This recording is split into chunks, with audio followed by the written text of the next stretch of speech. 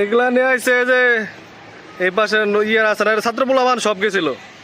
হ্যাঁ যা এলে গাড়ি টাড়ি আটকায় এসিলেন খবর দিচ্ছে মানে আর এই তুলে নিছে আয়। জায়ান, আমি মেলান্দ বৈষম্য বিরোধী ছাত্র আন্দোলনের একজন প্রতিনিধি। তো আমরা প্রথমে সেখানে গেলাম, তার আগেও আমরা অনেকবার গিয়েছিলাম, তো তাদেরকে কিছু করা যায় নাই, তাদেরকে পাই নাই আমরা। তো এখন আমরা প্ল্যান করি, গতকালকে প্ল্যান করি যে এরকম এরকম আমরা যাব।